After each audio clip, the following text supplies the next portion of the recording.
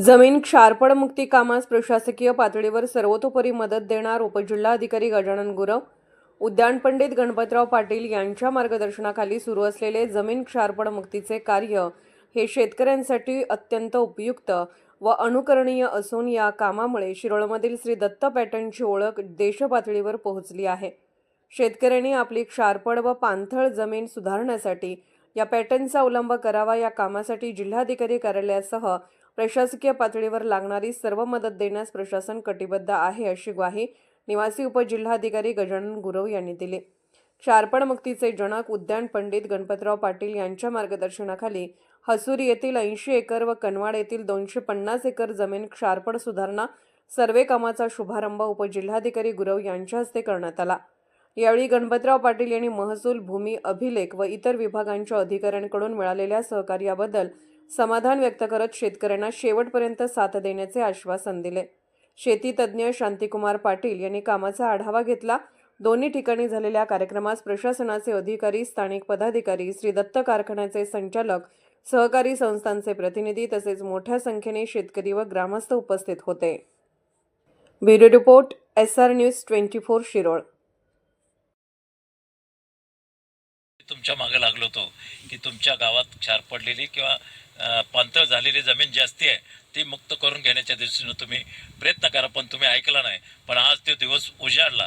पण मी या ठिकाणी एकच सांगतो, याच्या करत असताना कुठल्याही राजकारणाची भूमिका नाही, कुणी ते डोक्यात ठेवण्याचं नाही। ज्यांना वाटतं त्याने ह्यात सामील व्हावं आणि त्यांची जमीन मुक्त करण्यासाठी, पाणथळ मुक्त करण्यासाठी जे काही लागेल ते मी सहकार्य करण्याची तयारी तुम्हाला दाखवतो। अर्थशास्त्र असेल, बाकीच्या काही गोष्टी असतील ते करण्याच्या दृष्टीनं माझे सातत्यानं प्रयत्न राहतील। मी फक्त गुरु साहेबांची एक ओळख करून देतो। त्याने बोलता बोलता जुजबी बोलले, मी शेरशाळमध्ये 900 एकरचा सर्वे केला आणि 50 वर्षे 60 वर्षे त्या जमिनी पडलेल्या होत्या। त्यांना त्यांच्या शिवा कुठं आहेत ते माहिती नव्हतं, खातेफोड झालेले नव्हते, आजोबांच्या नावावर ते जमिनी तशाच होत्या 7-12। मग आम्ही ते हातात घेतल्यानंतर बँक प्रकरणं करत असताना वगैरे आमच्या लक्षात आलं की ह्या खातेफोड झालेलं नाही आणि त्याच्यासाठी काय करायला पाहिजे। मग मी साहेबांना भेटलो, गुरव साहेबांना। मला म्हटले तुम्ही चिंता करू नका, मी गावात जाऊन त्या शेतकऱ्यांची सगळ्यांची खातेफोड करून देतो। अशा पद्धतीने करून दिले आणि योगायोग आज तुमच्या गावातल्या सर्वेच्या मुहूर्तासाठी गुरव साहेब आले, ही एक आनंदाची गोष्ट आहे। त्याचप्रमाणे मसने मॅडम तुम्हाला माहिती असतील, भूमापनच्या अधिकारी येथे होत्या, त्यांनी देखील शिवा लोकांना तिथं जाऊन ठरवून दिल्या, प्रत्येक शेतकऱ्यांच्या शिवा त्यांनी दाखवून दिल्या। 900 एकरचं इतकं सोपी साधी गोष्ट नाही तरी त्या दाखवून दिल्या। म्हणून सरकारी अधिकाऱ्यांनी देखील मनात घेतलं तर ते चांगल्या पद्धतीनं काम करू शकतात आणि त्याचं ज्वलंत उदाहरण गुरुसाहेब असतील, मसने मॅडम असतील आणि ह्या सर्वांचं सहकार्य आपल्याला लाभणार आहे आणि ह्या सहकार्यातनं आपण पुढे जायचं आहे। आज आपण तालुक्यातल्या 10,000 एकरवरती काम झालेलं आहे। तुमचं हे जास्तीत जास्त जेवढं करता येईल तेवढं करण्याचा प्रयत्न करा।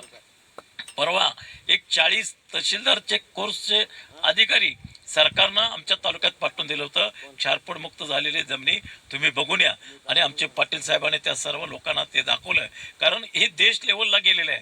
तुमच्या तालुक्यात जे हे काम झालेलं आहे हे तालुक्यापुरतं मर्यादित राहिलेलं नाही, देश लेवलला गेलेलं आहे। बाहेरच्या देशातले लोक देखील इथे येऊन बघून गेलेले आहेत। म्हणून तुम्ही तुमच्या गावची जमीन सुपीक करा, चांगल्या पद्धतीनं पिकवण्याच्या दृष्टीने प्रयत्न करा।